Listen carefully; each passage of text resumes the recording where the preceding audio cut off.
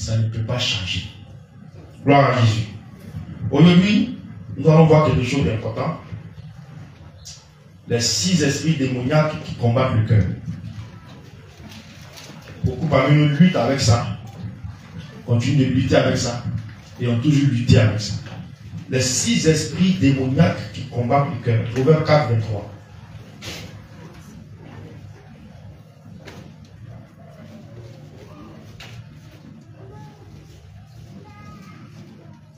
Les 6 esprits démoniaques qui combattent le cœur. Proverbe 4, 23. Proverbe chapitre 4, verset 23. Oui. Garde ton cœur plus que la Bible dit chose. Garde ton cœur plus que toute autre chose. Garde ton cœur plus que tes oreilles. Garde ton cœur plus que tes yeux. Garde ton cœur plus que tes mains.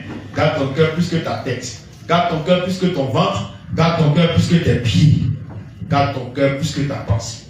Oui. Car de lui viennent les sources de la vie. Car de lui viennent les sources de la vie, comme aussi de lui peuvent venir les sources de la mort. Alléluia. Amen. Les 6 esprits démoniaques qui combattent le cœur. Il faut bien t'asseoir et prendre note.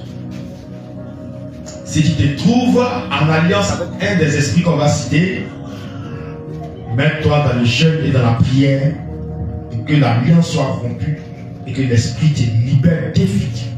Le travail du cœur est le plus difficile chez les chrétiens. Le travail du cœur est le plus difficile chez les chrétiens. Enlever mèche, enlever pantalon pété, ne plus se mettre nu, c'est facile. Se dépouiller, c'est facile. Attends, si je n'ai pas pris mèche pour mettre sur ma tête, est-ce que mèche peut marcher venir déposer sur ma tête? Non. Si je n'ai pas pris rouge à lèvres pour mettre sur mes lèvres, il peut venir pas, jamais. Alléluia. Donc ça c'est facile. Si je l'ai déposé la tête, je ne viens plus le prendre. Il ne peut pas venir encore sur moi. Ça c'est facile à laisser. Mais le travail le plus difficile, c'est le cœur de l'homme. Parce que le dépouillement concerne les 3 aspects ou les 3 parties de l'être humain. On a toujours dit ici. Le corps, l'âme et l'esprit. Donc le corps, le cœur et la pensée. Si ces 3 choses ne sont pas saintes devant le Seigneur, tu es disqualifié pour le ciel malgré tout ce que tu as fait.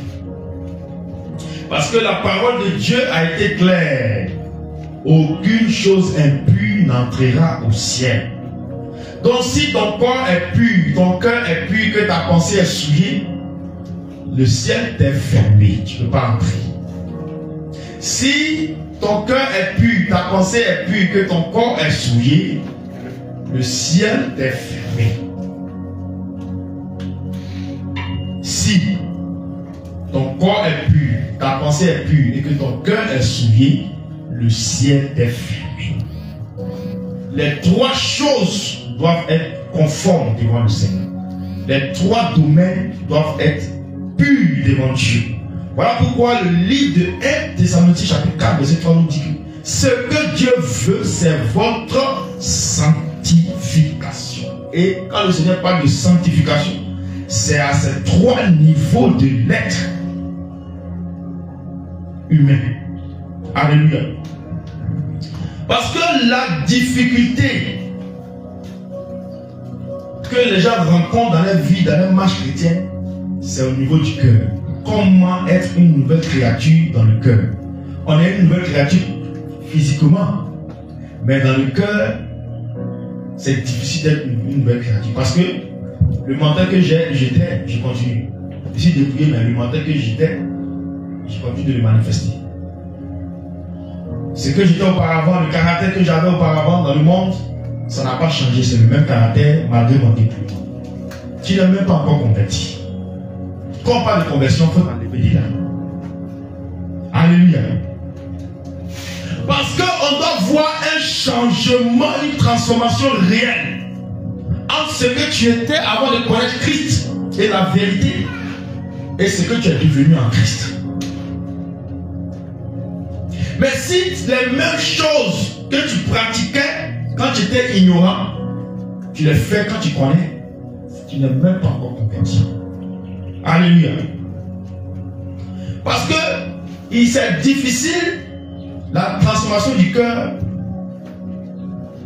en ce sens que l'ennemi a relâché les démons. Il a donné mandat à des démons, mission à des démons de s'attaquer au cœur. Parce que ces derniers temps, le message du déploiement a pris de l'ampleur. Beaucoup ont vu clair dedans. Donc, vous allez vous débrouiller, il n'y a pas de problème. Vous avez eu sur ce point. Mais on ne va pas laisser votre cœur. Parce qu'on connaît votre Dieu. On sait que lui ne va jamais accepter quelque chose qui n'est pas parfait dans son royaume. Donc, on va attaquer votre cœur. Malgré votre déploiement, là, vous allez nous rejoindre à l'enfer. Voici la décision qu'ils ont prise. Et en vertu de ça, ils ont mandaté six principaux démons. On leur a donné des ordres de mission clairs. Voilà ce que vous devez faire textuellement. Ce sont les principaux démons du cœur qui attaquent le cœur. Et ils sont très redoutables, très coriaces. Parce que beaucoup ont lutté avec ça, mais n'ont pas pu s'en sortir à présent. Ils continuent de lutter avec ça. Souvent, ces démons s'attachent à les familles. Donc, ça fait que la lignée, dans la famille, tout le monde manifeste la même chose. Alléluia. Donc, ces démons ont reçu le mandat de faire tomber l'homme dépouillé à travers le cœur. Et ils prennent leur mission très au sérieux. Malheureusement, ils ont sous leur emprise beaucoup de personnes. D'abord les païens, qui ne connaissent pas Dieu. Mais ils ont sous leur emprise surtout les chrétiens dits des églises sanctifiées. Alléluia. C'est pourquoi le Seigneur dit dans Matthieu 15, verset 18 à 19. On va lire. Matthieu 15, verset 18 à 19. On va lire au verset 20 aussi. Matthieu 15. Matthieu chapitre 15, verset 18 à 19. 18 à 20. 18 à 20. Oui. Il est écrit, mais ce qui sort de la bouche vient du cœur. Et c'est ce qui suit l'homme. Car c'est du cœur que viennent les mauvaises pensées. Les meurtres, oui, les adultères, les impudicités, les vols, les faux témoignages, oui, les calomnies. Au verset 20, oui. Voilà les choses qui suivent l'homme. Amen. Amen. Alléluia. Donc Dieu a défini les choses qui suivent l'homme. Il dit que ce que vous avez entendu là, ça ne vient pas d'ailleurs, ça vient du cœur, du dedans de l'homme. Parce que le cœur, c'est le dedans de l'homme. Alléluia. Et qu'est-ce qui se passe? Tout ce que nous voyons comme mot, je dirais comme mal sur la terre, tout ce que vous voyez sur la terre qui est mauvais là, ça ne vient pas d'un autre lieu que du cœur. Amen. Parce que c'est d'abord conçu dans le cœur avant d'être exécuté. Gloire à Jésus. Vous savez, l'ennemi attaque d'abord la pensée. Quand la pensée est soumise, il va mettre des choses dans ta pensée. Quand la pensée est chargée, le cœur va commencer à méditer. Il transmet ça au cœur. Elle transmet au cœur. Le cœur commence à méditer. Quand le cœur a médité, il a tout conçu, il a tout mis en place. Maintenant, si c'est le bras exécute. Si c'est le mensonge, la bouche exécute. Si c'est la convoitise, les yeux exécutent. En tout cas, une partie du corps va exécuter ce que le cœur a médité. Est-ce que vous comprenez? Donc, qu'est-ce que ça fait? Il passe par la pensée, ensuite il prépare tout ce qu'il va faire dans le cœur, et enfin il exécute dans le corps. Genèse 4, verset 3 à 8. On va voir cela. Genèse 4, verset 3 à 8. On va beaucoup lire la parole aujourd'hui. Genèse 4, verset 3 à 8. Genèse chapitre 4, verset 3 à 8. Il est écrit, oui, Au bout de quelque temps, Caïn fit à l'Éternel une offrande Caïn fit à l'Éternel, pardon, une offrande des fruits de la terre. Oui. Et Abel, de son côté, en fit une des premiers-nés de son troupeau et de leur graisse. L'Éternel porta un regard favorable sur Abel et sur son offrande. Oui. Mais il ne porta pas un regard favorable sur Caïn et sur son offrande. Car, plutôt, il ne porta pas de regard favorable sur son offrande. Caïn fut très irrité. Oui. Et son visage fut abattu. La Bible dit que Caïn a été irrité, il a été énervé. Et son visage a changé.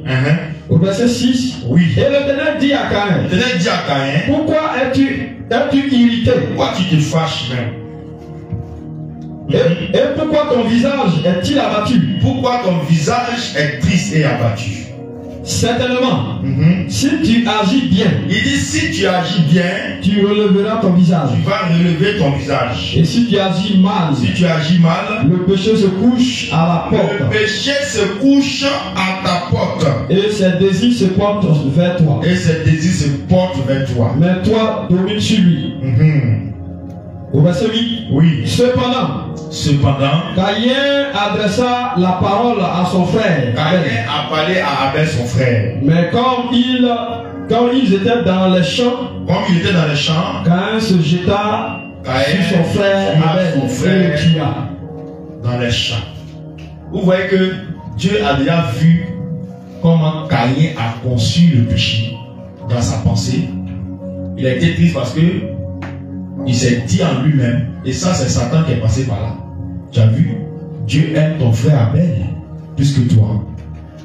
Dieu ne t'aime pas. Il a accepté, il a créé les offrandes d'Abel et puis il a laissé pour toi. Quand je dis c'est vrai, hein? Donc tu vois, si tu laisses Abel vivre, il va prendre ta place et tu seras privilégié par rapport à toi. Donc il faut te débarrasser de lui. La pensée. Donc Abel maintenant, Caïn maintenant a cherché dans son cœur par quel procédé il va se débarrasser d'Abel. Il dit bon, si il fait ça à la maison devant les parents, c'est pas bon. Donc je vais attendre. Quand on sera dans les champs, il va sauter sur lui et puis le tuer. Donc il a conçu dans son cœur et ses mains ont exécuté. Vous voyez? Si tu ne fais pas attention à ta pensée, ton cœur sera le dépotoir des démons. Où ils vont mettre eux-mêmes leurs pensées, ils vont mettre les choses en toi, ils vont te pousser maintenant à agir. Si tu vois que quelqu'un manifeste quelque chose, c'est que c'est déjà conçu dans le cœur. Et ça se transmet dans le physique. Et c'est à partir de là que nous voyons. On va voir aussi un autre passage, Matthieu 12, 14.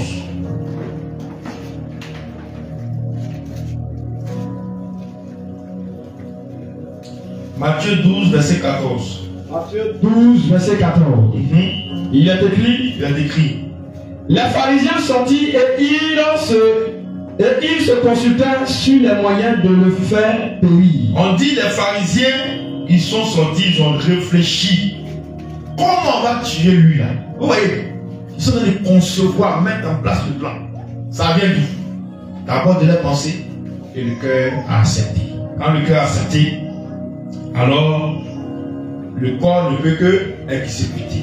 Donc voici le processus. C'est le processus qui a été mis par le royaume des ténèbres depuis le commencement. On te jette, puisqu'on ne va pas même te prendre ta main pour faire.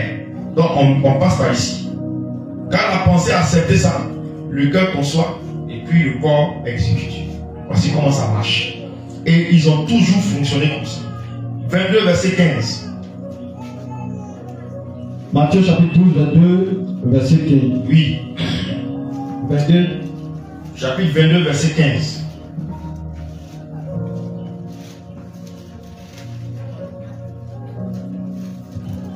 Matthieu 22, verset 15. Écoutez encore. Alors les pharisiens allaient se consulter sur les moyens consulter encore de surprendre Jésus par ses propres paroles. Vous voyez, pour le mettre en problème, ça dit pour trouver le mal en lui. Alléluia. Donc tout vient de là. Et comme je le disais tout à l'heure, c'est le même procédé que le royaume des ténèbres a utilisé depuis le jardin d'Éden. Depuis la création. Adam et Ève. Genèse 3, verset 1 à 6. Vous allez voir ce qui s'est passé. Genèse 3, verset 1 à 6. Genèse chapitre 3, verset 1 à 6. Oui. Le serpent était le plus rusé de tous les animaux. Le serpent était le plus rusé de tous les animaux. Oui. Et il était le plus rusé de tous les animaux des champs que l'Éternel Dieu avait fait. Il dit à la femme. Dit à la femme. Dieu a-t-il réellement dit? Est-ce que Dieu a vraiment dit? C'est comme j'ai dit, je viens de dire à quelqu'un. Bon, prends le seau là, puise de l'eau pour envoyer. Et puis quelqu'un d'autre passe derrière. Est-ce que l'apôtre a vraiment dit de prendre le seau là pour puiser l'eau? Ça vous est pas arrivé ici plusieurs fois? Où on devait faire quelque chose et puis, c'est ça, est-ce qu'on fait c'est ça? Elle nous a dit, c'est ce qu'on fait ça. Parce que, non, c'est parce qu'ils ont dit, c'est parce qu'ils ont dit, on va faire ça, on va faire ça. Et puis, tu vas te mélanger.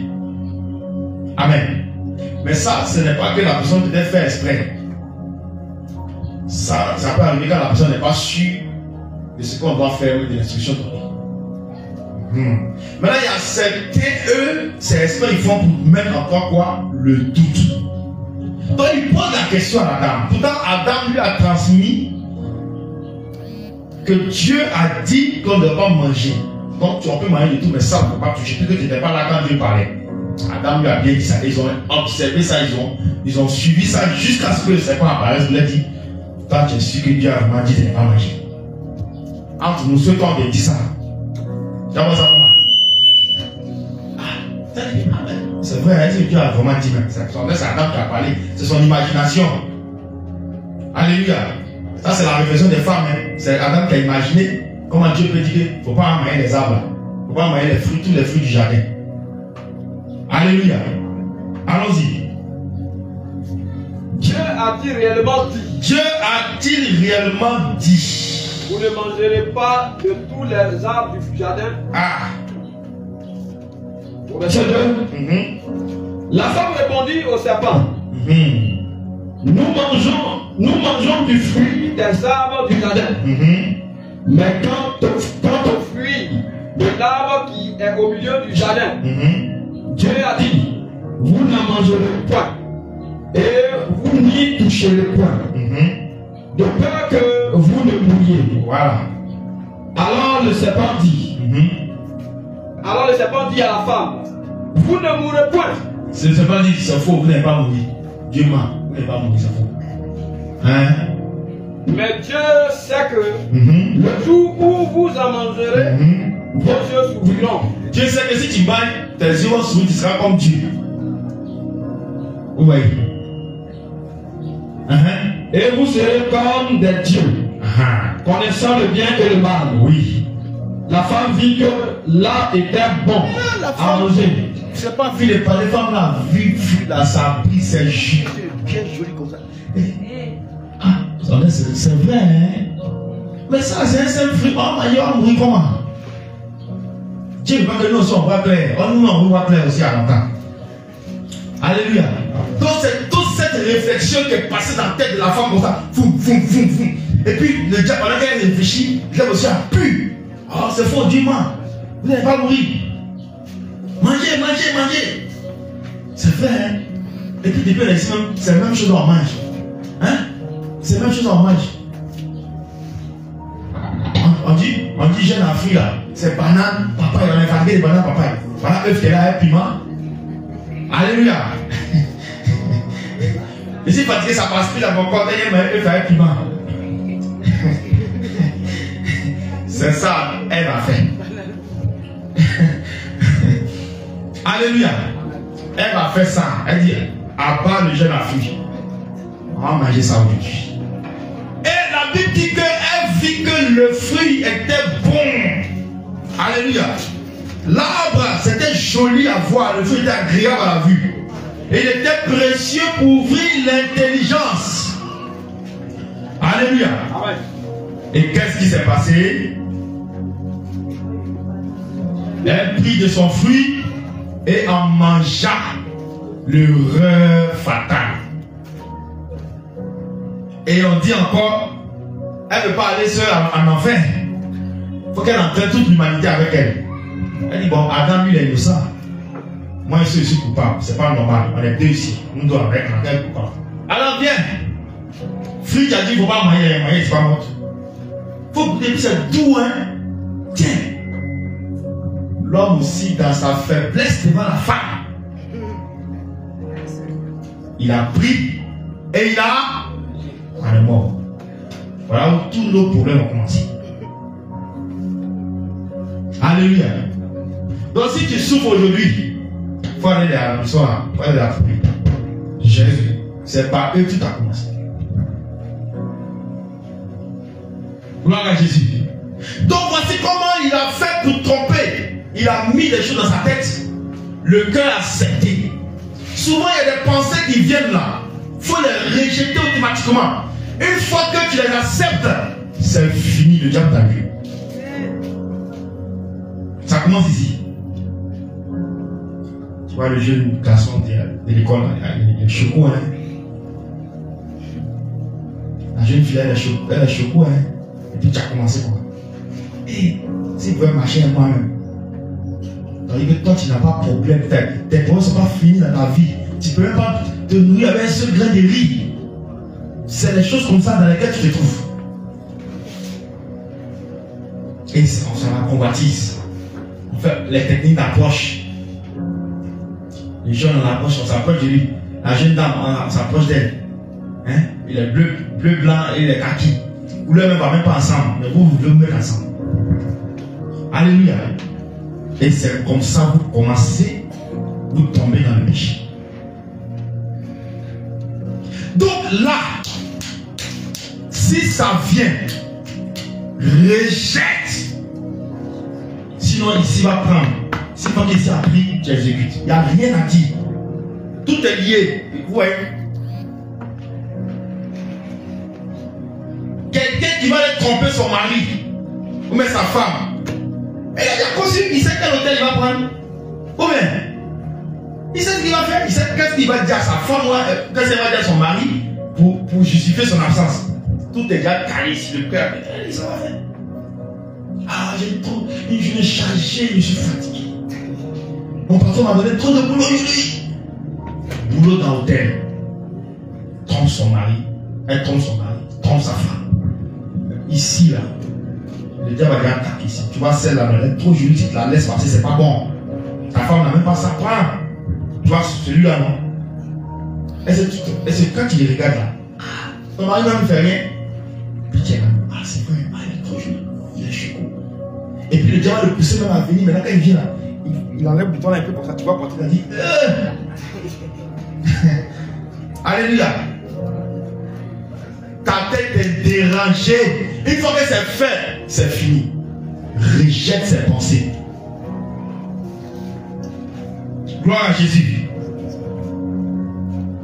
Donc voici comment l'esprit impur opère et pousse plusieurs personnes à faire ce qui est contre la volonté de Dieu.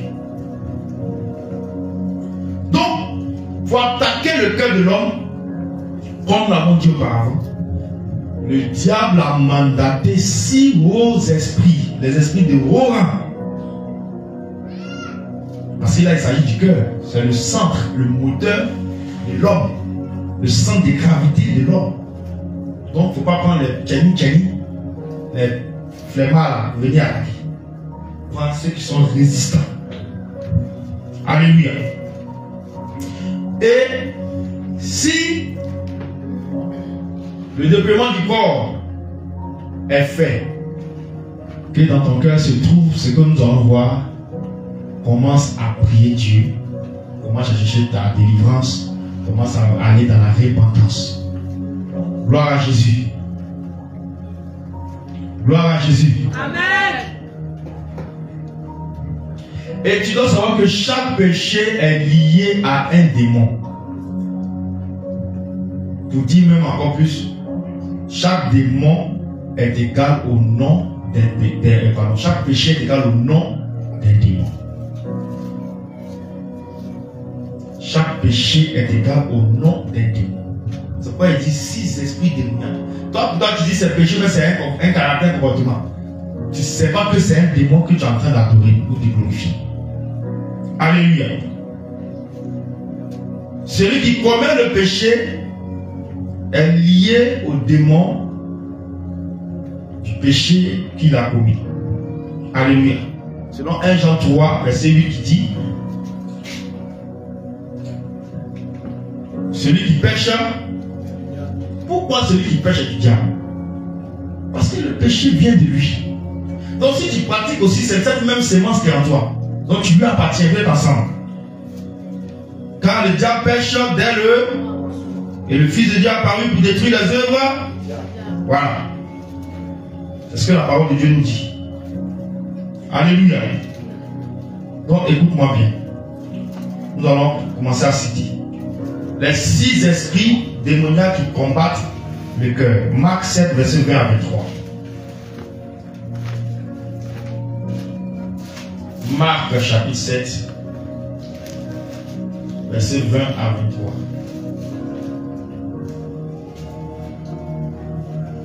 Marc chapitre 7, verset 20 à 23. Oui.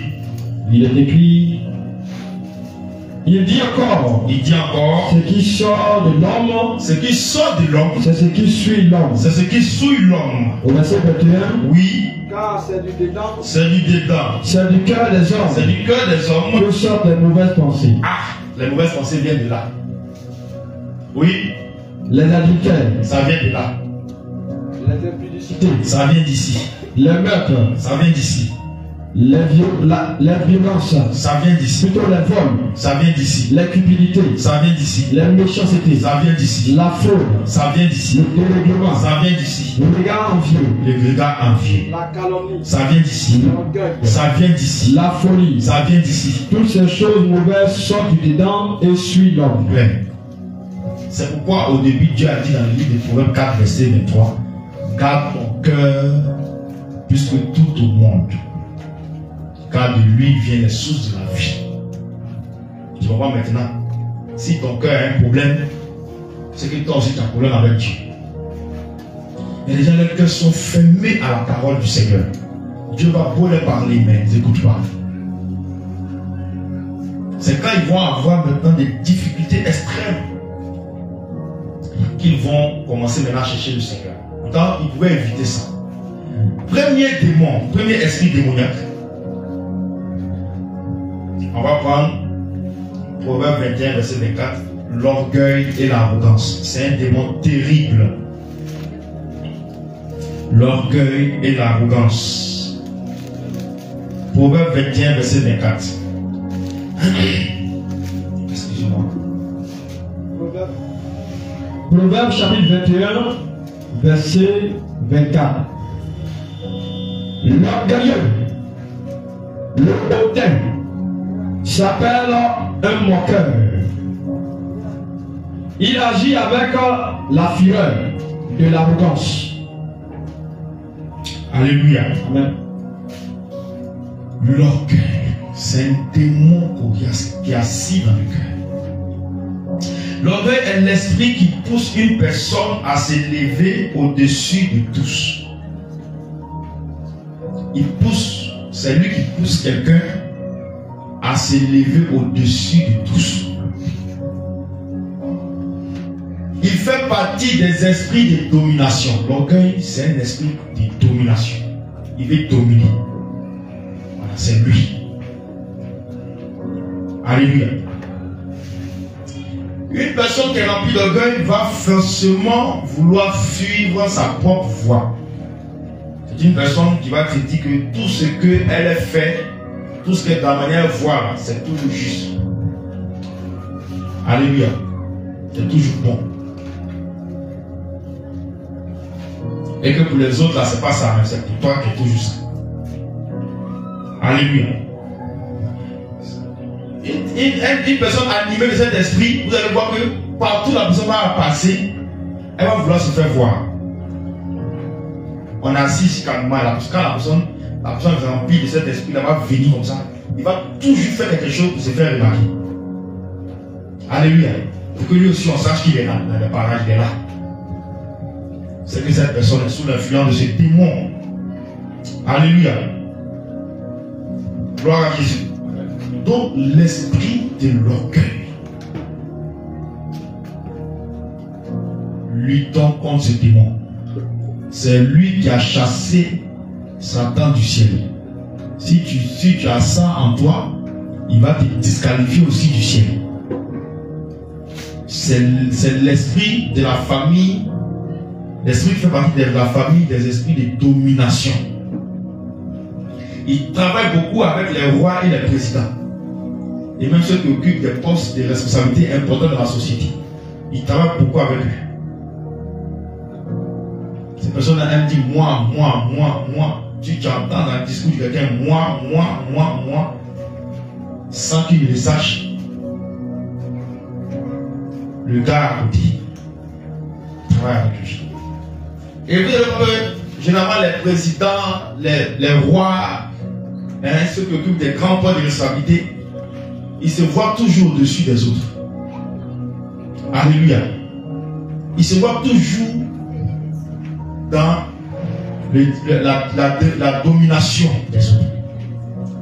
C'est pourquoi les esprits qu'on appelle les esprits de domination attaquent beaucoup les présidents, les rois, en tout cas ceux qui dirigent quelque part.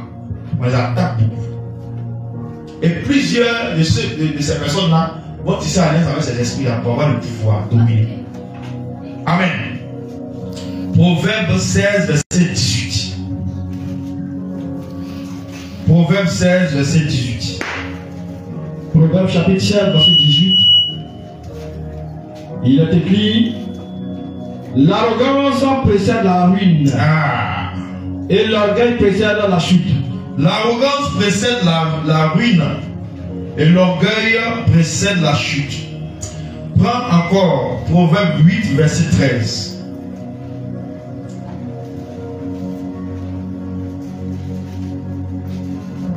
Proverbe chapitre 8, verset 13.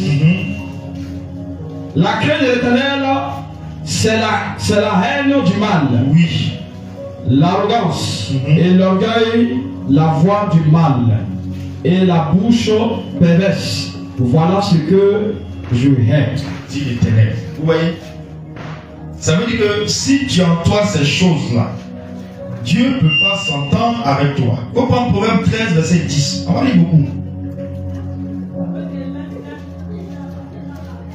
Proverbe 13, verset 10.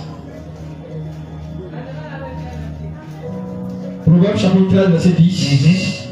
C'est seulement par orgueil qu'on excite des querelles. C'est seulement par orgueil qu'on excite des querelles. Oui. Mais la sagesse est avec ceux qui écoutent les conseils. Claire. L'orgueil est toujours dans la parole, toujours dans les disputes, toujours dans les discussions. Il ne veut pas se laisser marcher dessus. Il ne veut pas se laisser faire. Il ne veut pas accepter aussi. Il faut que toujours il ait raison. Alléluia. Si tu as raison normalement, il n'y a pas de souci. On peut te donner ta raison. Mais là où tu n'as pas raison, tu veux chercher forcément à avoir raison, il y a un problème. Tu es possédé de cet esprit de domination, qui est l'orgueil. Un démon redoutable pour le cœur. Je ne dis pas ça pour glorifier quiconque. Mais je dis ça pour qu'on sache et qu'on prenne au sérieux le combat. Si tu dois engager un combat, que tu prennes au sérieux cela.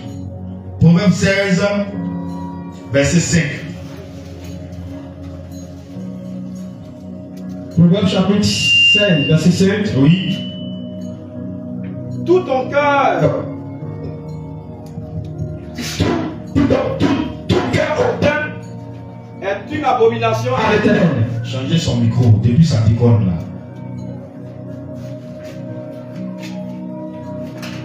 Jésus. Tout cœur hautain est une abomination à l'Éternel. La Bible dit que tout cœur hautain est une abomination à l'Éternel. Certes, il ne restera pas impuni. Pourquoi le cœur hautain, orgueilleux, est une abomination à l'Éternel? Parce que celui qui fait que le cœur hautain et orgueilleux, là, c'est ce démon-là.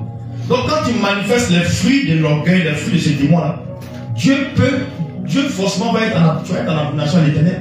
Il va entrer en conflit forcément avec toi. Parce que ce qui t'anime n'est pas son esprit. Alléluia. Le deuxième esprit démoniaque qui s'attaque au cœur, la colère.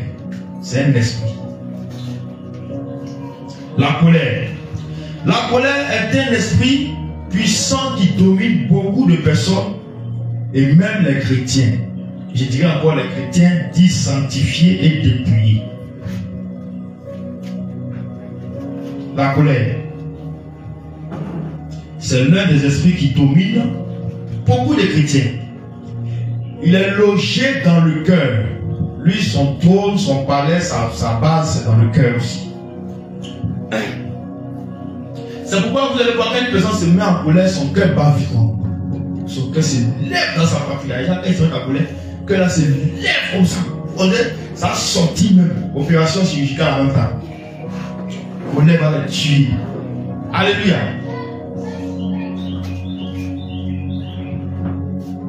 La colère. La colère fait partie des esprits destructeurs. Il fait partie des esprits. Quelqu'un qui est en colère, il est capable de tout ravager, même de tuer. C'est pourquoi on dit que la colère des hommes n'accomplit pas la justice de Dieu.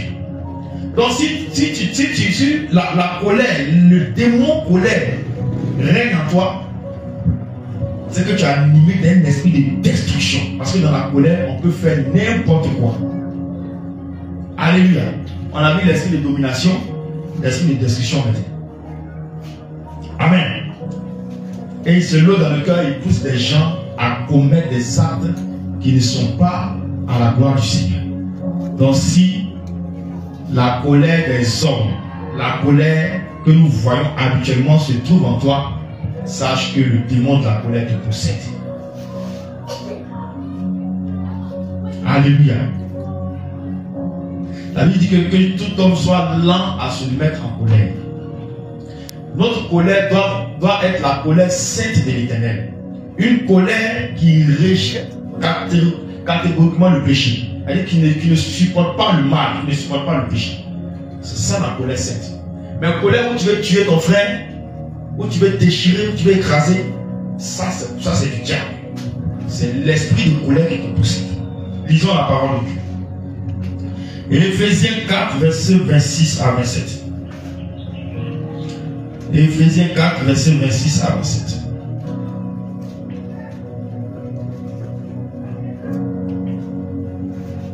Éphésiens chapitre 6, 4, verset 27. Verset 26 à 27. Verset 26 à 27. Il est écrit: si vous vous mettez en colère, ne péchez point, que le soleil ne se couche pas sur votre colère, et ne donnez pas accès au diable. Alléluia. Amen. Donc la Bible dit, il ne faut même pas te mettre en colère. Toi qu'on appelait Kadhafi, toi qu'on appelait Ziggy, toi qu'on appelait Kaskouf dans le quartier, il faut qu'on te trouve, quand on te trouve en Jésus maintenant, hein, même vers les termes durs, tu es devenu mou comme ça, docile. Les choses que tu n'arrivais pas à supporter, les choses que tu n'avais pas à laisser là, tu arrives à le faire. C'est que toi, sur ce point-là, vraiment, Dieu t'a transformé. Mais si tu es dans en fait, je ne laisse pas pour moi. Non, ils vont voir de quoi il est capable. Il n'a pas raison. Il faut quitter dans ça. Même si tu as raison, qu'il est nécessaire d'envoyer la paix en demandant pardon, il faut le faire. Demain, ça va témoigner pour toi et non contre toi. Alléluia. Lisons encore la parole. Colossiens 3, verset 8. Colossiens 3, verset 8. Colossiens chapitre 3, verset 8. Mais maintenant, La Bible dit maintenant, renoncez à toutes ces choses. renoncez à toutes ces choses. À la colère, À la colère, à l'animosité, l'animosité, à la méchanceté, la méchanceté, à la calomnie, la calomnie, aux paroles déshonnêtes aux paroles déshonnêtes qui pourraient sortir de votre bouche. qui pourraient sortir de votre bouche. Alléluia. Amen. Vous voyez, Dieu dit de renoncer à ces choses. Parce que si vous ne renoncez pas à ces choses-là, je vous assure, l'esprit de la colère vous tient. Mais si tu meurs avec la colère en toi, avec les séments de la colère en toi, tu sais déjà ce qui t'attend. Alléluia. La colère a détruit beaucoup de choses. Il y a des gens par la colère, ils ont perdu beaucoup d'opportunités. Il y a des gens par la colère, ils ont détruit, ils étaient proches du but, mais à cause de la colère, ils ont échoué. La colère. Je dirais, en plus d'être l'esprit, mais c'est une plaie. Une plaie dans la vie et dans le cœur de beaucoup d'enfants de Dieu. Travaillons là-dessus. Travaillons là-dessus. Gloire à Jésus. Parce que tu as fait à un démon, le démon de la destruction. Tu fais partie de la famille des démons destructeurs. Des esprits destructeurs.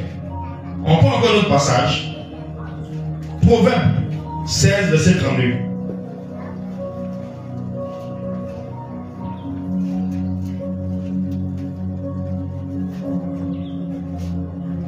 Proverbe chapitre 16, verset 32. Oui. Celui qui est lent à la colère vaut mieux qu'un héros. Celui qui est là à la colère vaut mieux qu'un héros. Et celui qui est maître de lui-même, Oui. que celui qui prend des villes. Et celui qui est maître de lui-même que celui qui prend des vies. Ça veut dire que celui qui arrive à se maîtriser. Quand on dit que tu es maître de toi-même, tu as la maîtrise de soi. Tu te maîtrises. Tu ne te laisses pas emporter par la colère. En faisant ça, il y a beaucoup d'opportunités que tu vas avoir. Il y a beaucoup de vies que tu vas prendre. Les vies là, ce sont des bénédictions de l'espace. Ça dit que Dieu va étendre beaucoup de choses dans ta vie. Mais celui qui est à la colère, alléluia, celui qui est là à la colère, celui-là est comme l'héros, un héros. Mais celui qui se met en colère, il est considéré comme quelqu'un de moins que rien. Les gens peuvent avoir du respect pour toi, mais le jour où tu vas te mettre dans une colère vraiment injustifiée ou bien incontrôlée, bon, ils vont commencer à te voir un peu en bizarre. Sauf si après, tu corriges les choses. Mais si tu n'as pas corrigé, cette image que tu as laissée, ça sera gravée dans leur mémoire. Alléluia. Gloire à Jésus. Proverbe 29, verset 22. Proverbe 29, verset 22. Proverbe chapitre 29, verset 22. Un homme colère excite des querelles. Un homme qui est rempli de colère, toujours, il va exciter des querelles. Ça, il n'y a rien à dire. Oui. Et un fureur commet beaucoup de péchés. Et un furieux commet beaucoup de péchés. Parce que dans la colère, il y a des paroles que tu peux dire. Il y a des paroles que tu peux prononcer dans la colère. Peut-être c'est des choses auxquelles tu ne pensais pas, mais dans la colère, tu vas dire ça. Il y a des actes que tu peux poser dans la colère. C'est vrai, quand tu es en colère là, mieux vaut ne pas parler, mieux vaut ne rien dire, mieux vaut ne rien faire. Quand ça passe là, tu peux parler maintenant. Tu peux dire. Parce qu'en ce moment précis, c'est ce démon-là qui te contrôle. Donc, lui, il va te pousser à dire des choses et à faire des choses qui demain vont t'accuser auprès du Seigneur. Alléluia. C'est pourquoi nous devons faire attention. Proverbe 37, verset 8. Ça, c'est le deuxième esprit. Proverbe 37, verset 8. Pardon. Excusez-moi. Proverbe 27, verset 8, si je ne me trompe pas.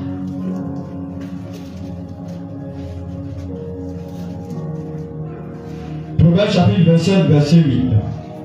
Comme l'oiseau qui est loin de son nid, ainsi est l'homme qui est loin de son lieu. Alléluia. Gloire à Jésus. Il y a quelque chose qui sent du bruit. Ah, d'accord. Alléluia. Donc, Le deuxième esprit, c'est la colère. Le premier, c'est l'orgueil. Le deuxième, c'est la colère. Le troisième, le manque de pardon. C'est un démon. Il y a des gens qui ont gardé à faire pendant 10 ans, 5 ans, ça est encore là. Et puis quand tu vas aller au ciel, il ne faut même pas arrêter. Alléluia.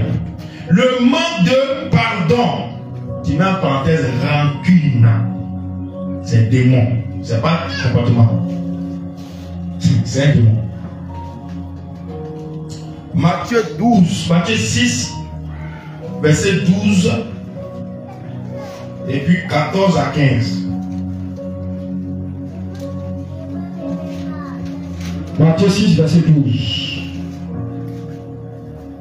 Pardonne-nous nos offenses, comme nous aussi nous pardonnons à ceux qui nous ont offensés. La prière que le Seigneur a montrée aux apôtres, il leur a dit, priez comme ça.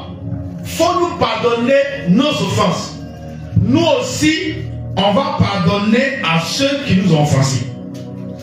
J'ai dit, ah, si vous priez comme ça, c'est bon. Puisque si je vous pardonne aussi, ça veut dire que vous allez pardonner à celui qui vous a offensé. Puis bon, voilà, c'est quitte.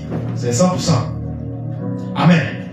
Mais l'ayant dit, pardonne, et lui, voilà, quelqu'un qui prie, hein, pardonne-moi mon offense, ou même mes offenses. Mais Seigneur, celui qui m'a offensé là, il ne laisse pas. Ça, c'est la prière de quelqu'un qui est là. Alléluia. Pardonne-moi mes offenses. Mais mon frère qui m'a offensé là, il ne laisse pas. Alléluia. Ça, c'est la prière des chrétiens d'aujourd'hui. Verset 14.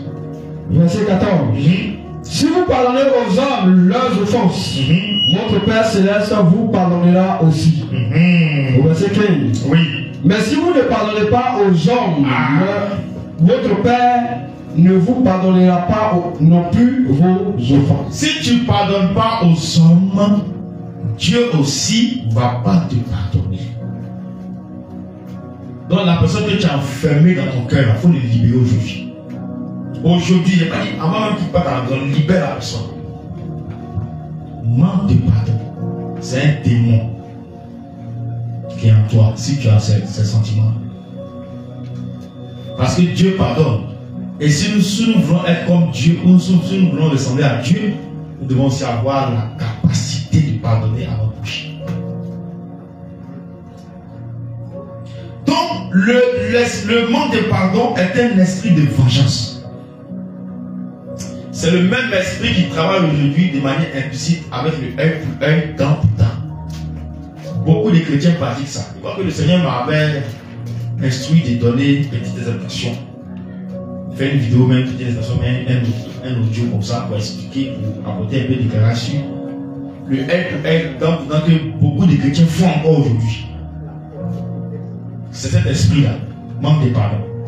Il va voir ce qu'il a subi là, il va subir aussi. Maintenant, quand lui-même il ne peut pas le faire, il prie pour que le malheur arrive à l'autre, pour que la souffrance aussi arrive à l'autre. Alléluia. Si tu as ça, cet esprit-là collabore beaucoup avec les sorciers. Je ne laisse pas pour moi à l'étranger. Cet esprit-là travaille beaucoup avec les sorciers, avec l'esprit humain de la sorcellerie. Donc, si tu as ça en toi, les sorciers, tu peux l'utiliser facilement. Alléluia. Tous les démons, ils travaillent en collaboration. Satan ne peut pas combattre Satan. Le royaume des ténèbres ne peut pas se retourner contre lui-même.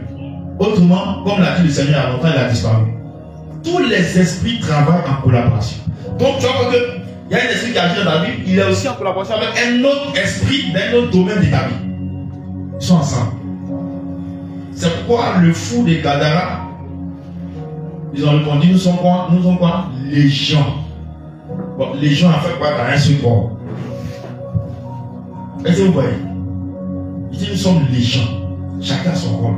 Chacun sa mission. C'est comme ça. Donc si tu as levé l'esprit demande pardon, j'ai enlevé l'esprit demande pardon, c'est fini, moi ici libéré. Mais et l'autre est là. Il y a rien encore. Alléluia. Il faut enlever ça aussi. Tant que tu n'as pas tout enlevé, il te sera difficile de plaire à Dieu. Donc c'est un esprit de vengeance qui travaille dans le cœur et qui pousse les hommes à vouloir rendre le mal, coup pour coup.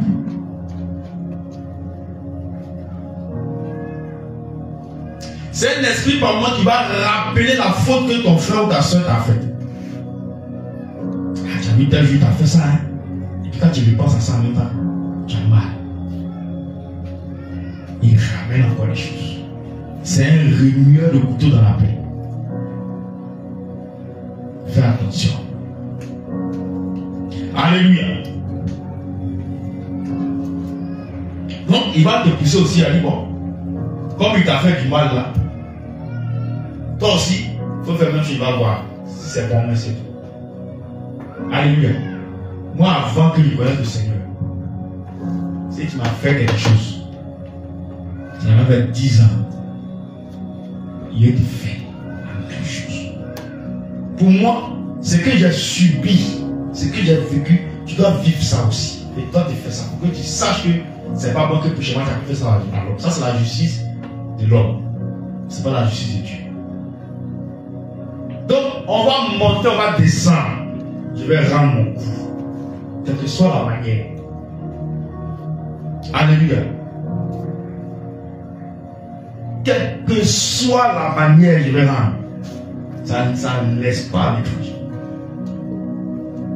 Donc, si tu avais affaire à moi, fais attention à cette Dieu. Si il te voit dans la rue, partout il te voit, on commence. Alléluia. Il ne te laisse pas. Mais le Seigneur m'a délivré de ça. On dit, tu peux faire quelque chose, il va voir, puis ça va passer. Tu as même demandé quelque chose, il te donne.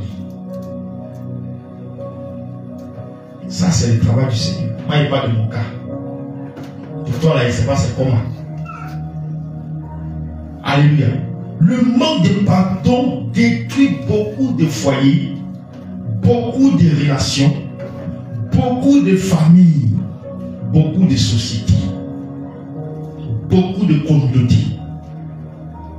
Les communautés ou les lieux ou les rassemblements, en tout cas les familles où la division arrive à s'installer, c'est que l'esprit de division collabore avec l'esprit du manque de pardon. C'est par là que ça commence. Une fois que le manque de pardon est dans la famille, division va forcément venir. Si le manque de pardon est dans un lieu, division va forcément venir. Alléluia. Le pardon vient de Dieu. Et c'est une recommandation de sa part. Mais l'esprit de la rancune ou du manque de pardon va te pousser à te venger et à rendre le mal pour le mal. On va lire des passages. Romains 12, 17 d'abord et le verset 19 aussi. Romains 12, 17 et le verset 19.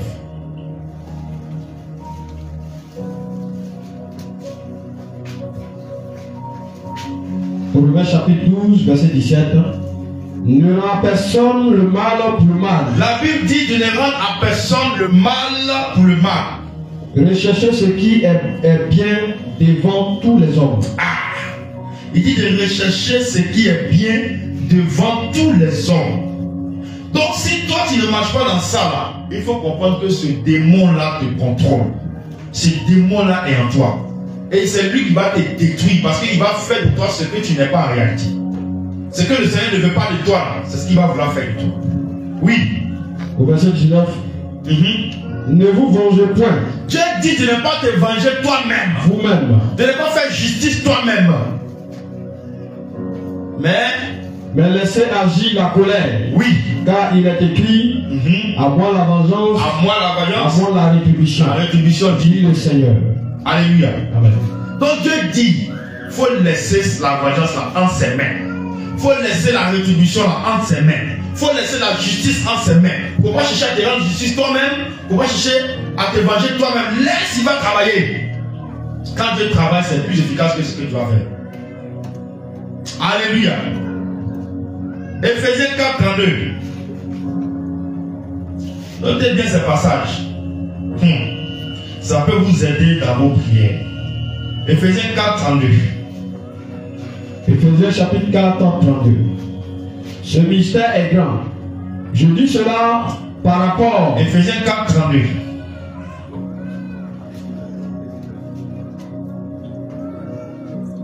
Éphésiens chapitre 4, 32. Soyez bons les uns envers les autres. Soyez bons les uns envers les autres. Compatisants. Oui. Vous pardonnant réciproquement. Vous pardonnant réciproquement. Comme Dieu vous a pardonné en Comme Christ. Dieu vous a pardonné en Christ. Alléluia. Vous voyez, on dit soyez bons, vous pardonnant réciproquement. Mon frère m'a pardonné, je lui pardonne aussi. Je pardonne à mon frère, lui aussi me pardonne. C'est comme ça. Réciproquement. Même il ne pardonne pas mon frère, puis lui bloque lui. Ou même lui ne me pardonne pas, puis moi il bloque moi. C'est pas bon. Matthieu 18, 20 à 35.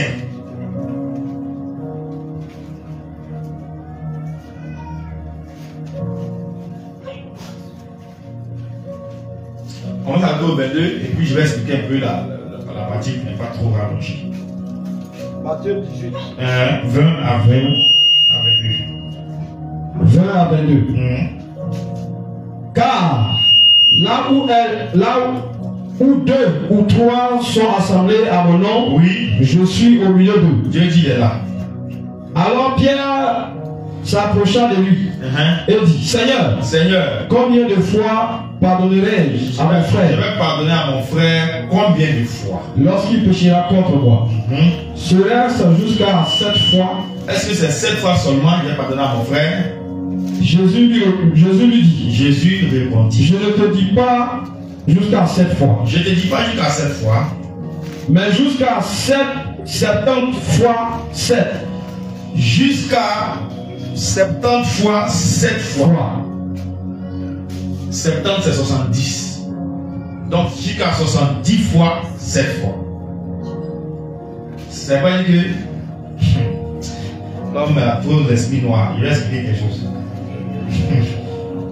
Comme Jésus a dit ça, c'est Jésus qui a dit, c'est Jésus qui a dit, une fois il lui a pardonné, il compte, 2 fois, 3 fois, 4 fois, lui compte, chaque fois il met 13, il part, il a son premier pêche contre lui, il pardonne. Quand les 7 fois 70 fois vont arriver, il dit ça, toi, il est fini de te pardonner, c'est fini. Tu es moi et moi aujourd'hui. Alléluia. Gloire à Jésus. Ça, c'est la mentalité de l'homme. Oh, Dieu veut dire par là, il faut lui pardonner autant de fois qu'il pêche contre toi. Tu vas dire, mais chaque fois il pêche contre moi, chaque fois il me fait mal. Dieu dit, il faut pardonner. La vengeance, c'est pour lui. La rétribution, c'est pour lui. Il va gérer. Alléluia. Tu peux lui pardonner, puis il va payer les conséquences de ses actes. C'est clair. Tu peux lui pardonner devant Dieu, mais les conséquences des actes qu'il a posés, il va payer. Amen. Parce que la nature doit être équilibrée. S'il a causé un déséquilibre quelque part, il va rattraper ça devant. C'est pourquoi avant que nous posions un acte chrétien, réfléchissons d'abord. Pour savoir ce qu'on va faire là. Quelles sont les conséquences qui seront devant. Beaucoup se mettent à agir comme ça, sans penser à demain. Beaucoup voient aujourd'hui. On pose des actes demain qui vont avoir des conséquences contre nous. C'est pourquoi avant de poser un acte, réfléchis. Réfléchis bien pour ne pas faire des dégâts. Et que demain tu ne te mets pas à pleurer pour l'acte que tu as posé hier. Parce que c'est l'acte que tu as posé hier qui va te rattraper devant. Alléluia. Voilà ce que nous dit la parole. Et le Seigneur va prendre une parabole pour enchérir quelqu'un qui devait à un roi. Il allait supplier le roi est venu encaisser. Il allait supplier, ah, pardonne-moi, je n'ai pas d'argent, vraiment, le roi dit, bon d'accord, je te remets ta dette. La même personne, son frère, lui, doit aussi. Il a pas à encaisser son frère, il dit, ah, je n'ai pas d'argent, il faut avoir pitié avec moi. Il dit, non, il ne laisse pas, tu vas me rembourser mon argent. Lui, il a oublié qu'on vient de lui donner pour lui. On vient de lui redonner sa dette. Il a pris son frère, bousculé son frère, attrapé ses corps, l'a amené chez le commissariat et l'a mis en prison. Donc, les serviteurs du roi qui avaient suivi la scène sont allés dire au roi, ça c'est la parabole que j'explique, que celui à qui tu as remis la dette, tu as laissé la dette qui te devait là, la chose qui te devait là, tu as laissé là. Il a mis son frère à prison, et son frère lui doit, il n'a pas remboursé. Il dit, ah bon, ils l'ont péri. Toi, je t'ai remis ta dette. Est-ce que tu peux pas faire aussi la même chose pour ton frère jusqu'à le jeter en prison? D'accord, ce que tu me dois, tu vas payer avec intérêt dessus. Vous pouvez le jeter dans la prison. Voilà ce qui s'est passé. Donc c'est la même chose pour quelqu'un qui ne remet pas la dette de son frère. Pour quelqu'un qui ne pardonne pas son frère, c'est la même chose qui va lui arriver. Dieu aussi va te pardonner ton péché.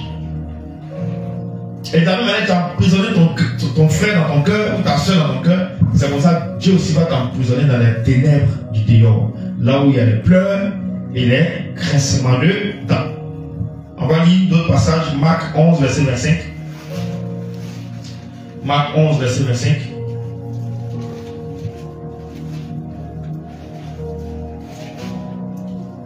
On ne doit pas rendre le mal. Marc chapitre 11, verset 25. Oui. Et lorsque vous êtes debout faisant votre prière. Lorsque tu es debout, tu fais ta prière. Si vous avez quelque chose contre Si tu as quelque chose à l'instant où tu es debout, tu fais ta prière contre ton frère ou ta soeur. Pardonne, afin que votre Père. Sur le champ. Pardonnez, afin que votre Père qui est dans les cieux vous pardonne aussi. Sur le champ, pendant que tu es en train de prier là, ton cœur va se libérer en même temps. Pour que quand tu vas dire Seigneur, je me répands, pardonne-moi, Dieu aussi te pardonne. Sinon, ta repentance là, zéro pointé.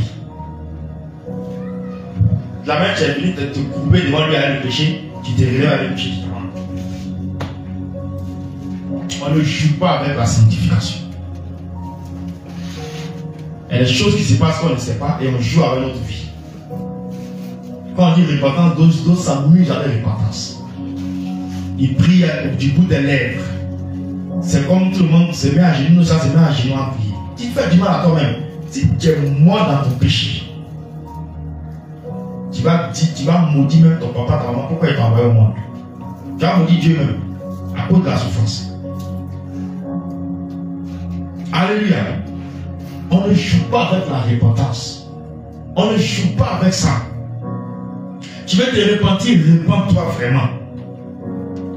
Tu ne veux pas te repentir, c'est même pas la peine de venir faire semblant. Alléluia.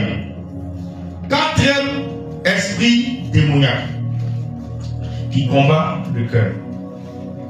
Quatrième esprit démoniaque, la haine.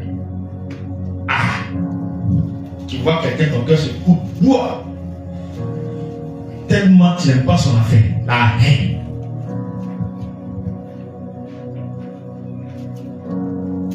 Il y a une collaboratrice en son temps. On avait invité à une cérémonie d'investiture du nouveau maire de Zigiso en 2019. On est parti, il y avait des autorités qui étaient venues. Et donc on était sur les bâches, ils devaient faire le tour pour nous saluer. Parmi les autorités, il y avait Gandia Kamara et Alcide Djidji et d'autres personnes. Donc quand ils sont arrivés à notre niveau, la collaboratrice avec qui nous sommes partis, elle dit qu'elle ne salue pas Kandia, New Virginie, parce qu'elle, vous connaissez. Pour, voilà. Amen. Et elle est militante même du parti. On dit, ah mais viens, elle dit, je ne salue pas celle-là. Elle ne me plaît pas. Et elle a quitté les rangs, elle est partie. Quand elle nous a dépassé, elle est revenue à sa place. La haine. Alléluia. Bon, nous on ne sait pas ce qui est entre vous. Vous ne vous connaissez même pas. Ce qui est entre vous, vous ne connaissez pas. Donc nous on n'est pas dedans. Ils sont venus nous saluer, ils sont partis. Mais elle n'a pas salué. Elle dit elle ne peut pas saluer. La haine. La haine. Vraiment. Alléluia. Amen. L'esprit de la haine est un esprit aussi de destruction. Celui qui a la haine en lui est capable de n'importe quoi. Et même de tuer. Donc l'esprit de la haine est un esprit de destruction. Il cause de nombreux dégâts dans la société et dans le milieu chrétien. Il y a des gens dans la même communauté qui ne se parlent pas. Ça n'adresse pas la parole. Ils sont assis dans le même temple. Ils disent ils prient Dieu. Mais bonjour, bonjour, ils ne se disent pas. Shalom, ils ne se disent pas. Bon, quand j'ai constaté ici, je n'ai pas encore vu ça. Parce que si je vois ça, vous devrez vous appeler au bleu du temple. Vous allez vous expliquer. Donc, avant qu'on ne constate ça, arrangez-vous pour vous parler. Pour vous faire les saints bisous. Alléluia. Tu l'aimes ou tu l'aimes pas, c'est pas ça qui compte. Il faut t'arranger, vous allez régler ça. Sinon, si on a constaté, on va vous appeler au milieu ici. Et puis vous allez vous expliquer c'est quoi qui est entre vous. Et puis vous ne vous adressez pas la parole. Est-ce qu'il y en a ici? Il n'y en a pas. Tout le monde pose avec tout le monde. D'accord. Il n'y a pas de souci. Il divise les familles, il divise les amis, il divise les frères, il divise les foyers. Monsieur a fait quelque chose à madame, elle a gardé ça dans son cœur. Elle n'a pas pardonné. Il y a un témoignage. Il y a une femme qui a servi le Seigneur. Son mari a fait quelque chose pendant plus de 20 ans. Elle dit qu'elle a pardonné à son mari. Elle dit tu n'as pas pardonné dans ton cœur. C'était encore là. Et à cause de ça, tu m'as servi. À cause de ça, tu pardonnes en enfer. Manque de pardon à ton mari. Tu as fait quelque chose. 20 ans, tu as gardé. 20 ans. Vous voyez comment les démons travaillent? Il a attendu qu'il était caché là. Il s'est serré même. Il a dit que tu as le confondre avec le mur. Il s'est serré puis il est caché là. Combien d'années? Si Dieu ne lui a pas révélé ça là, pour elle, elle est morte, elle dit ça va aussi pour ça. Mais grande serait sa surprise. Il dit que tu n'es pas qualifié pour ici. À cause de la tâche qui manque de pardon, qu'est-ce que tu as tu parles? Ouais. La haine. Monsieur, tu as fait quelque chose, tu ne pardonnes pas. Maintenant, tu as fait quelque chose, tu ne pardonnes pas. Hey. Et comment on fait pour savoir qu'on n'a pas pardonné? Je vais vous montrer, je vais vous donner juste quelque chose. Quelqu'un qui va rappeler la faute de la personne, il n'a pas pardonné encore. Alléluia. Petit discours. À l'époque, il a fait ça. Il n'a pas encore laissé. Alléluia. Est-ce que Dieu t'a rappelé ton impudicité? Dieu t'a rappelé ta masturbation? Dieu t'a rappelé ton mensonge? Même là, même tu mens encore dans le dépouillement. Il te rappelle ça? Hein? Mais toi, tu rappelles pour ton frère, pour ton parent, pour ta soeur, pour ton ami, pour ton mari, pour ta femme, tu rappelles. C'est que tu n'as pas encore pardonné. Alléluia. Donc voici le signe. Vous avez quelqu'un vient dire, il dit, hé, mon ami, il faut me parler une bonne fois pour tout. Il faut dire ça. Lui-même, tu l'as croyé déjà. Alléluia. Donc c'est un esprit qui détruit beaucoup. C'est un esprit qui pousse les gens à s'entre-déchirer, s'entre-tuer. Alléluia, la haine. C'est pourquoi le Seigneur nous invite à manifester l'amour. L'amour en toutes circonstances. C'est l'amour qui est le médicament, qui est paracétamol, doliprane, c'est assez mis de la haine. C'est l'amour. Si tu aimes là, ce démon n'a même pas sa place dans ton cœur. Parce que l'amour va t'aider à surmonter tout ça. Alléluia. Est-ce que tu m'as compris? Amen. Voilà. Celui qui manifeste l'amour, l'esprit de la haine n'a plus de pouvoir sur lui. La haine ne peut même pas trouver place dans ta vie. On va lire Genèse 37, verset 4.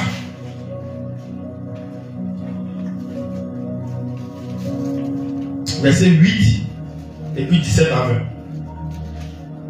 Genèse 37.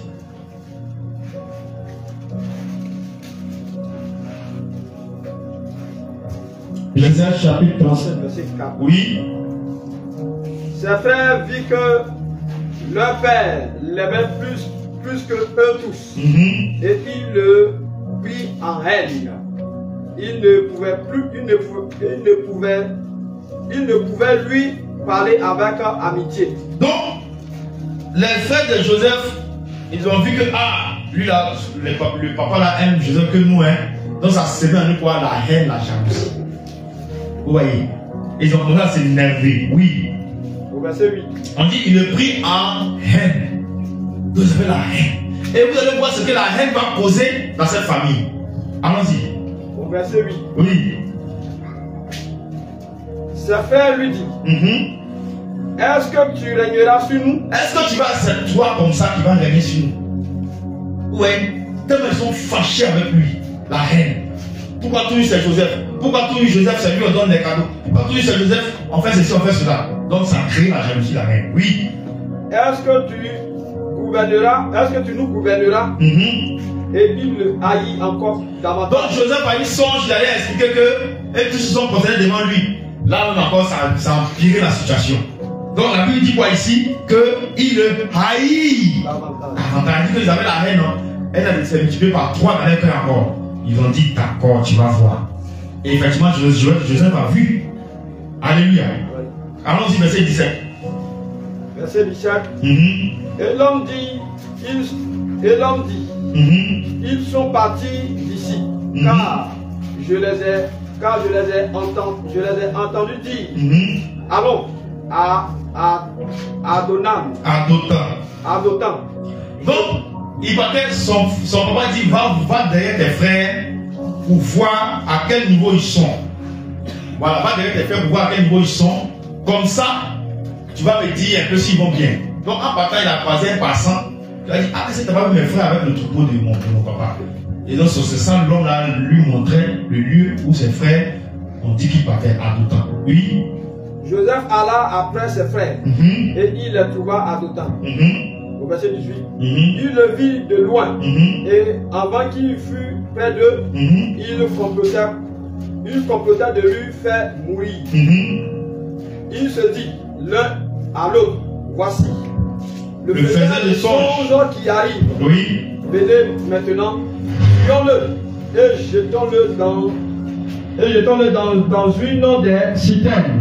Nous dirons qu'un bête féroce l'a dévoré.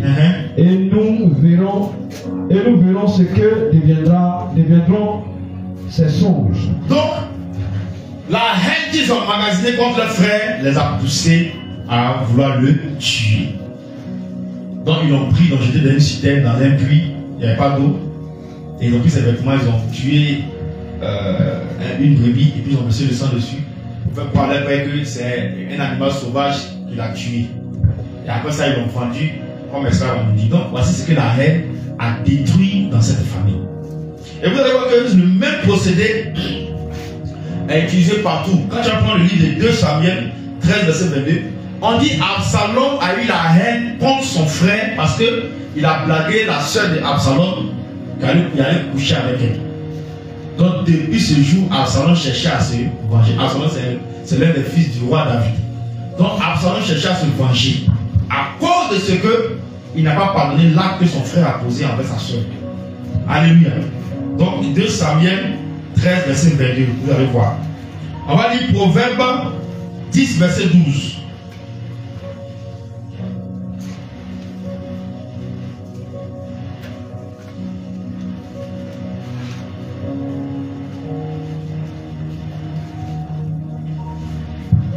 Proverbe chapitre 10, verset 12.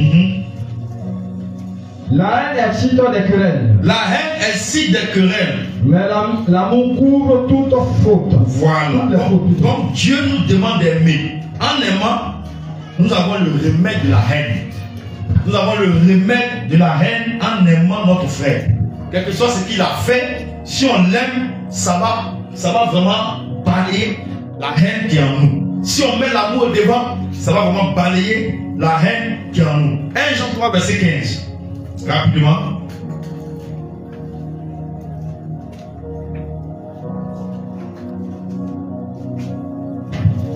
Jean chapitre 3, verset 15. Quiconque hait son frère.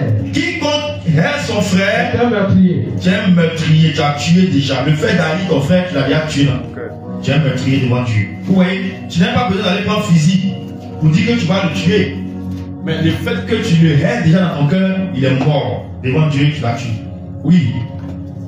Et vous savez qu'aucun meurtrier n'a de la vie éternelle demeurant en lui. Vous savez qu'aucun meurtrier ne peut avoir la vie éternelle. Donc ta destination là, c'est l'enfer parce que le démon de la haine te contrôle. Est-ce que quelqu'un a compris ça? Vous voyez comment il faut travailler sur le cœur. Ce n'est pas de l'amusement. Quand tu vas prendre 1 Jean 2, verset 9 à 11, allons-y, rapidement. Ils vont poser des problèmes. Ils vont dire comme luttons contre la reine. Il y a d'autres passages que vous pouvez lire. Dieu nous appelle à manifester l'amour. Tu vas prendre 1 Jean 4, verset 7.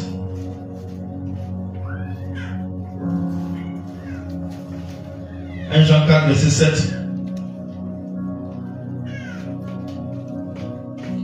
1 Pierre 4, verset 8.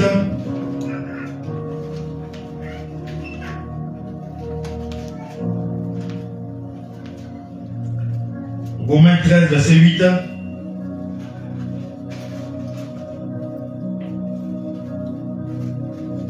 Colossiens 3, verset 14.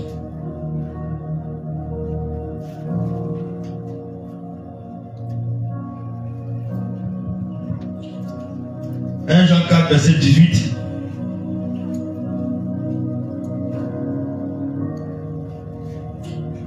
Hébreux 13, verset 1.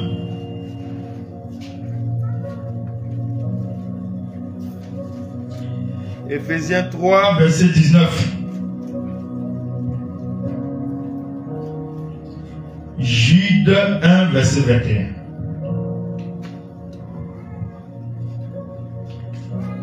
Cinquième esprit démoniaque. Lisons le livre de Jacques 3, verset 16. Jacques 3, verset 16.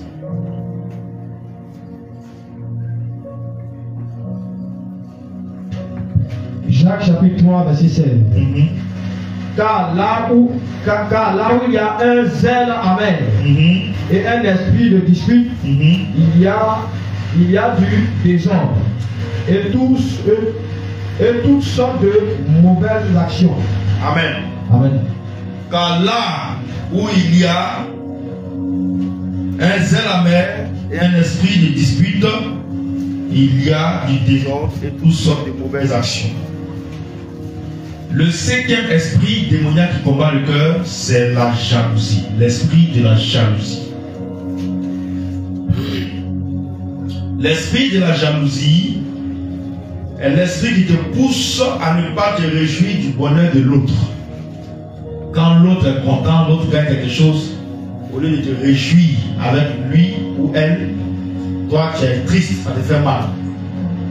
Si ce sentiment t'anime, même si tu ne le montres pas, mon frère, le démon de la jalousie te possède.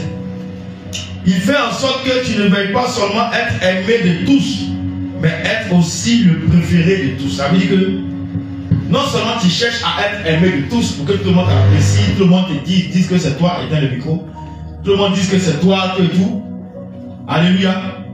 Mais tu cherches en plus de ça qu'on dise que c'est toi seul qu'on doit apprécier. Il faut faire apprécier par toi seul. Alléluia. Pourquoi on va apprécier les autres? Pourquoi on va dire que l'autre a bien fait aussi? Pourquoi on dit que l'autre a tout? Ça te fait mal. Alléluia. C'est la jalousie. Il te pousse à ce que tu veuilles qu'on parle de toi seul et qu'on dise que tu es le meilleur. Ça, c'est l'esprit de la jalousie qui agit comme ça. Proverbe 23, verset 4. Proverbe 23, verset 4. Pardon, Proverbe 27, verset 4, excusez-moi. Et on repart Romains 13, 13. Proverbe 27, verset 4. Proverbe 27, verset 4. La fureur est cruelle et la colère est péniteuse. Mais qui résistera devant la jalousie? Ah, on dit la fureur est cruelle, ça on sait. Et la colère impétueuse comme un vent. Mais qui peut résister devant la jalousie? La question comme ça veut dire que même colère et puis fureur là, c'est les petits frères même ce sont les petits frères de jalousie. On dit qui peut résister devant la jalousie? Jalousie. Quand jalousie se lève, alléluia, tu es capable de faire n'importe quoi. Vous avez vu que tous ces démons là, ils sont liés, travaillent en collaboration. Tu es jaloux, colère peut rentrer dedans. La haine peut rentrer dedans. La rancune peut rentrer dedans. L'orgueil peut rentrer dedans. Tout est lié. C'est pourquoi ils ont reçu le mandat de Satan pour détruire le cœur. Donc, la jalousie est quelque chose qui détruit beaucoup de personnes. Qui il pense qu'il y a un peu de jalousie en lui. Il voit ses frères, ses soeurs. Surtout quand tu portes de nouveaux vêtements là, on dit à que tu as l'argent. Alléluia. Au lieu de t'apprécier, on te logne. Levez vos têtes et puis déclarez-vous. Le Seigneur vous délivre aujourd'hui. Jalousie.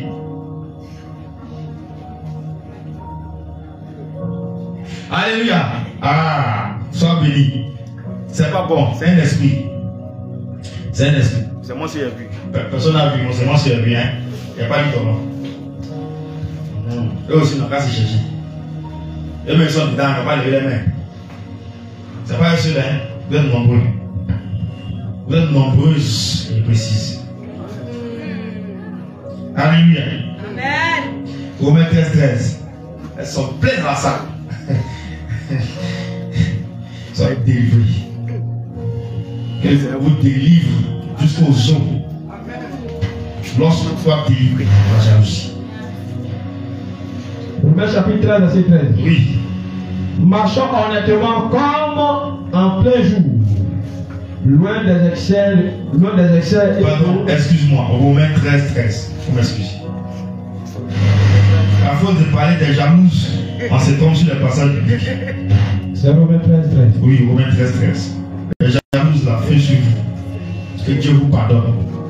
Que Dieu vous délivre. Que Dieu vous libère de cette prison.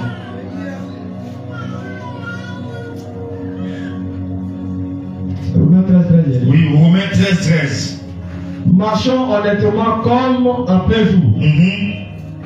Loin des excès et de l'ivrognerie. Oui. De la luxure. Et de l'impudicité. Oui. Des querelles et des jalousies. Donc Dieu n'a pas marché loin des querelles et des jalousies. Il dit jalousie au nord, ici au sud. Il est à l'est, ici à l'ouest. Il n'y a même pas espace, il n'y a même pas truc même entre nous. Distance totale. Il est à Garayo, ici derrière le cimetière. Il est à Bagno, ici à Babri, corridor Saint-Franc. Vous voyez la distance, non? C'est comme ça qu'il veut. Alléluia. Le sixième et dernier esprit démoniaque qui combat le cœur, la convoitise. Tu vois tes yeux là sont dessus. Et Simon aussi, il y avait ça. Alléluia. La convoitise. Beaucoup sont dans ce péché ici. Beaucoup travaillent avec cet esprit-là ici inconscient. Non, mais c'est pas ça. La convoitise. Tes yeux brillent sur ça. Et Simon aussi, il faut pas avoir ça. Mais tu as déjà péché. On va finir après. Exode 20, verset 17.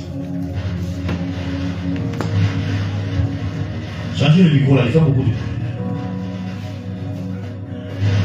Exode 20, verset 17. Exode chapitre 20, verset 17. Oui. Tu ne convoiteras point la maison. La parole de Dieu dit que tu ne convoiteras point la maison de ton prochain. Tu ne convoiteras point la femme de ton prochain. Ni sa femme. Ni son serviteur. Ni son serviteur. Ni sa servante. Ni sa servante. Ni son bœuf. Ni son bœuf. Ni son âne. Son âne aussi. Ni aucune chose qui appartienne à ton prochain. Dieu dit, tu ne vas pas convoiter ça. Alléluia. Tu vois?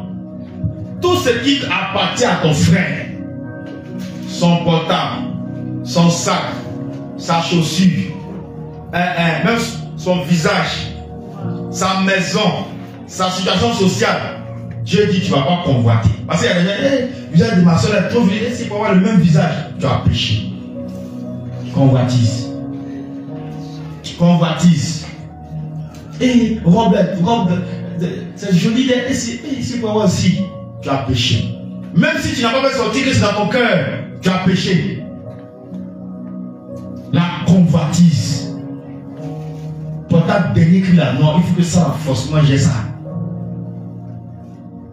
Alléluia. Vous voyez? Et dans ça, on attend l'enlèvement. Dans ça, on dit on va aussi au ciel. Et on vit la peine là. Et puis à un autre moment, on sera étonné. Ah, mais il fait quoi ici? Tu fais quoi ici comment? Des mois de convoitise. Alors que tu travailles là, tu ne le connais pas. Tu ne le connais plus. C'est lui qui t'a envoyé là-bas. Mais Dieu, il t'a servi toute ma vie. Dieu, il t'a aidé. Dieu quoi? Tu aurais dû lutter, chasser ce sentiment en toi. Parce que c'est un démon. Ça ne t'a rien dit. Tu as continué à tes yeux sont devenus comme le globe terrestre. Ça sort de tes zombies pour voir tout ce que tu vois, tes yeux sont dessus comme ça. Blé, tu veux ça. Mais tu as oublié que le démon était là, il dit fais. Donc tu étais là. Et tu dis que tu vas au ciel. Tu dis que tu vas en enfer. Et les gens qui ne vont pas voir quelque chose passer. Quand ils voient leurs yeux, ils n'ont pas beaucoup yeux, ça devient gros. Ça sort de leurs orbites. Convoite ça comme ça. Faut pas, il va avoir un nouveau truc sur son frère et sur sa soeur. Ses yeux ne vont pas rester tranquilles. Ils voient le pays, quoi. Ils voient le pays, ils convoitent ça. Hey, c'est pour avoir la même chose. Ils peuvent prendre la même robe, le même vêtement, même portable, ils peuvent avoir la même chose. Dis sois délivré au nom de Jésus. La convoitise. Il est ici. Le démon est ici. Ton cœur là. Et c'est la convoitise qui pousse beaucoup de gens à pécher. Tellement tu veux ça là, ça te pousse à aller par des moyens qui ne sont pas de Dieu pour avoir ce que tu désires. D'autres vont jusqu'à tuer pour ça. Convoite le mari de sa camarade. Elle va aller passer le monsieur même, lancer sort à la femme pour qu'elle meure. Elle va pas son mari. Rappelez-vous, l'ennemi n'est jamais loin. Souvent tu dois à lui. Alléluia. Celui qui va te tuer là, il n'est pas en Chine. Il est dans ta chaussure. C'est ton débardeur même. Tellement il est proche de toi. Alléluia. Il n'est jamais loin. Il n'est pas en Chine, ni au Brésil, ni dans un pays lointain. Il est ton débardeur dans ta chaussure. Convoitise charnelle.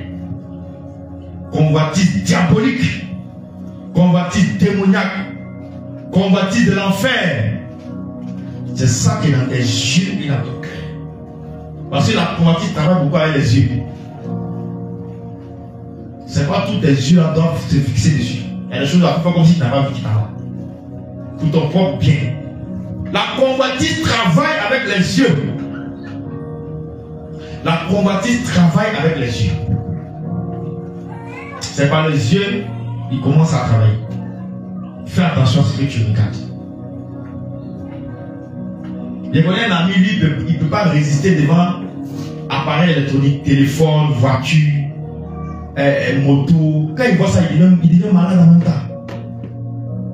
Allez, il va parler de ça, c'est toute sa vie.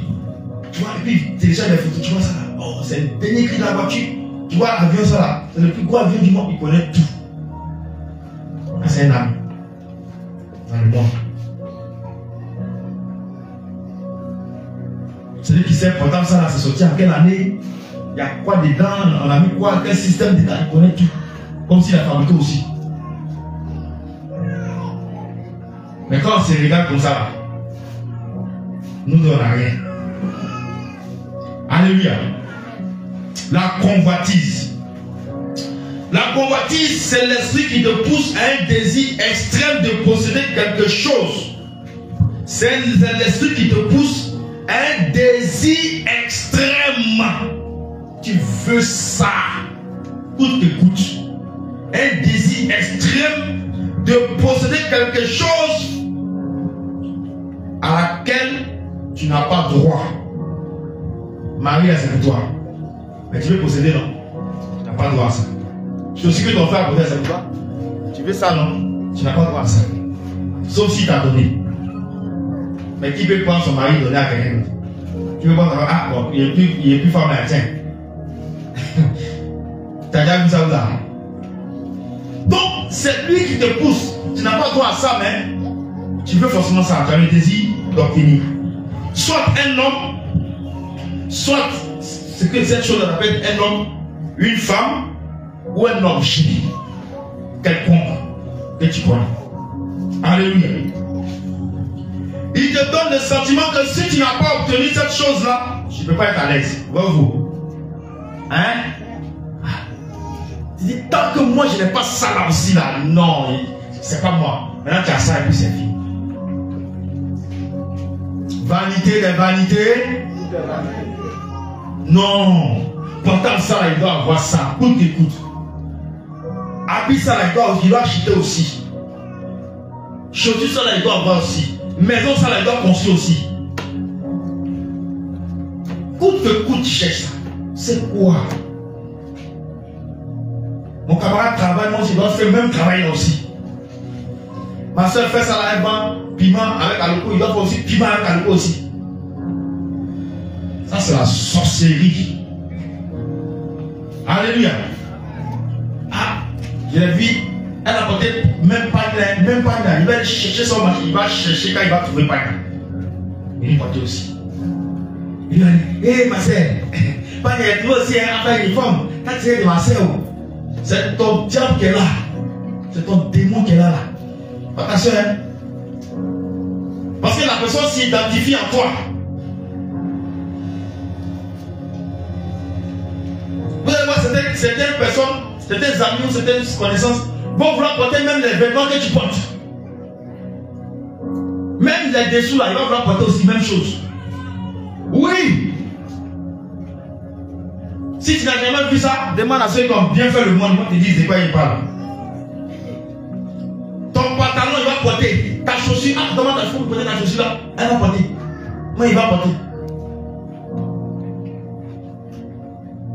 Tu dis, non, c'est mon badé, c'est ma prothèse, MMO. Elle fait quoi? T'aimes pas, hein? Et d'autres ont pris ça pour aller envoûter leurs amis. Ils ont pris ça pour aller passer. Tout ce que toi tu vas gagner dans sa vie chez eux. La convoitise. Ça c'est l'esprit de la convoitise. Jérémie 6, verset 13. Dieu dit qu'il n'est pas convoité dans Exode 20, verset 17. On va voir Jérémie 6, verset 13.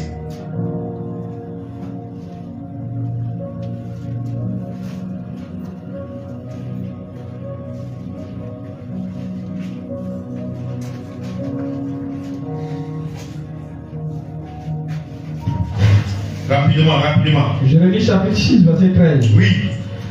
Car depuis le plus petit jusqu'au plus grand, du plus petit au plus grand, tous sont avides de gain. Tous sont avides de gain. Tous sont vraiment assoiffés de gain. Depuis le prophète jusqu'au sacrificateur. Oh. Tous usent de tromperie. Voilà. Alléluia. Il n'y a pas de sincérité en eux. Il n'y a pas de sincérité dans les cœurs. Habakkuk 2, verset 9. Tout ça, c'est la convoitise. Tellement tu convoites, tu as oublié de passer par des moyens qui ne sont pas de Dieu pour obtenir ce que tu veux. Il y a d'autres, malheureusement, le diable met devant eux des propositions indécentes et ils acceptent. Parce qu'ils veulent ça forcément. Ils acceptent la proposition qui est faite. Et puis c'est là qu'ils tombent dans le piège. Habakkuk 2, verset 9.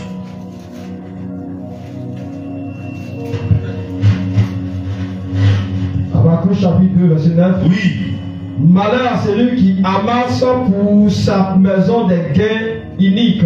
Des gains iniques, ce sont des gains qui ne sont pas des gains justes, de bons gains devant Dieu. Toi, tu as amassé ça pour ta maison là. Malheur à toi.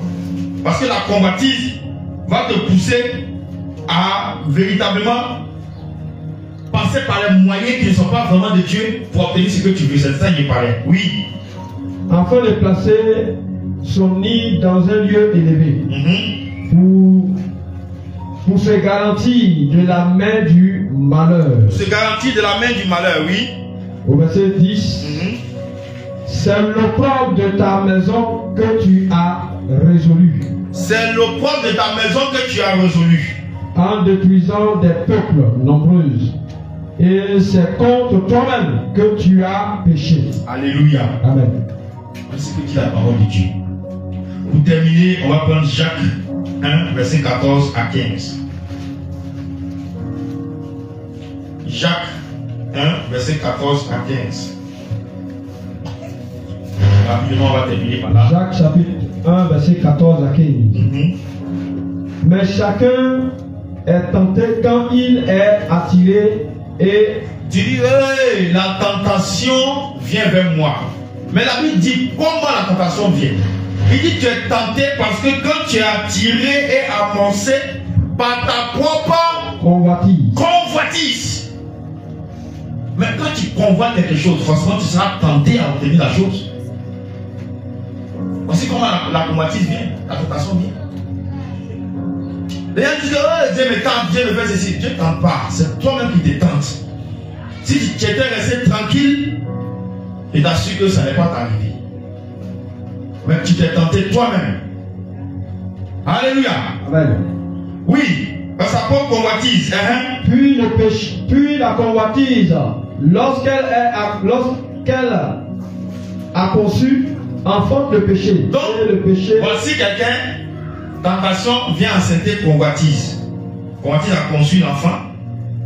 Elle accouche, c'est le péché qui sort. Le péché maintenant, lui aussi va produire un autre fruit. Qui est quoi?